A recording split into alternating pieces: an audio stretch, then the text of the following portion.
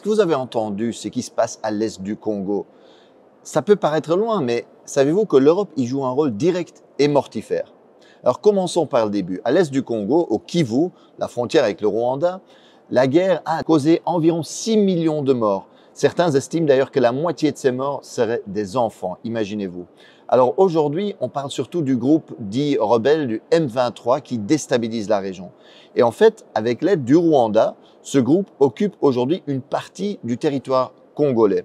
Et le rôle du régime rwandais est fondamental. Les Nations Unies ont constaté que le Rwanda ne livre pas seulement des armes ou de l'argent, mais a même des soldats sur place. Le secrétaire général des Nations Unies, Antonio Guterres, a d'ailleurs appelé le régime rwandais de Kagame à cesser de soutenir le M23 et à se retirer du territoire de la République démocratique du Congo. Parce qu'il s'agit vraiment en fait d'une violation de la souveraineté du Congo et du droit international. Et que va chercher le régime rwandais en République démocratique du Congo?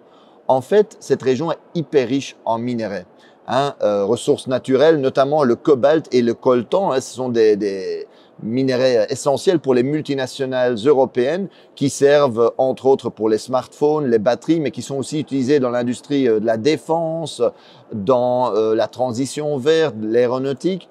Et donc, le Kivu contient 60% des réserves mondiales de coltan à lui tout seul. Imaginez-vous l'importance stratégique de cette région.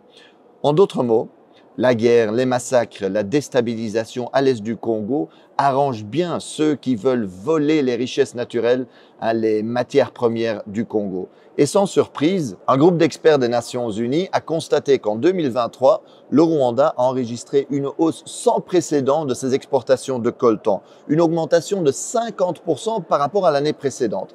Et chaque mois, par exemple, le M23 fait passer en contrebande 150 tonnes de coltan de la localité congolaise de Rubaya, occupée par eux, vers le Rwanda. C'est un pillage sans équivalent. C'est vraiment incroyable. Et certains qui regardent la carte me demandent, mais Marc, comment est-ce possible qu'un pays relativement petit comme le Rwanda est capable de déstabiliser de manière si durable le Congo, qui est beaucoup plus grand? Le Congo, c'est presque 2/3 de l'Europe, c'est 4 fois la France, 80 fois le territoire de la Belgique. Mais c'est qu'évidemment, ce n'est pas que le Rwanda, ce n'est pas qu'une question entre Congo et Rwanda, c'est que le Rwanda reçoit le soutien de l'Occident, des États-Unis, mais aussi de l'Europe. Chaque année, l'Union européenne offre par exemple des dizaines de millions d'aides à l'armée rwandaise. La Pologne a même promis toutes les armes, toutes les technologies militaires dont le régime aurait besoin. Et dans le cadre du programme Global Gateway, l'Europe a promis des investissements de 900 millions au Rwanda. Et cerise sur le gâteau, en février 2024, l'Union européenne a signé un protocole d'accord privilégié sur les matières premières avec le Rwanda. Et cela tandis que nous savons que le Rwanda va voler des matières premières au Congo. La Commission européenne, en fait, a été signé cet accord et a encouragé le Rwanda à piller, à intensifier le pillage des richesses congolaises. Regardez bien la chronologie. En fait, en février 2024, la Commission européenne va signer cet accord sur les matières premières avec le Rwanda. Et à peine 2 mois plus tard, en avril 2024, le M23 occupe la localité de Rubaya, qui représente 15% de la production mondiale de coltan, minerai stratégique. Chaque mois, aujourd'hui, 150 tonnes de coltan passent de là-bas vers le Rwanda, dans les mains, sans doute, de multinationales. Le vol et le pillage, c'est ça l'impérialisme concrètement aujourd'hui. Et d'ailleurs, il y en a qui rêvent d'occuper durablement l'est du Congo en coupant le Congo en petits bouts. C'est ce qu'on appelle communément la balkanisation, pour mieux voler les richesses et les ressources du Congo au profit des multinationales occidentales. Dans le Financial Times, l'expert Jason Stearns est clair. Cette guerre pourrait se terminer relativement rapidement. Il rappelle qu'en 2012, en fait, le M23 avait été battu. Et ce n'était pas seulement à cause de l'action de l'armée congolaise et de ses alliés du Sud, qui avaient battu militairement le M23. C'est aussi parce que les soutiens internationaux du régime rwandais avaient suspendu son financement. Et que donc, eux, ils avaient dit, voilà, à cause du rôle que vous jouez au Congo, on ne va plus vous financer. Barack Obama avait appelé Kagame pour lui dire d'arrêter le M23.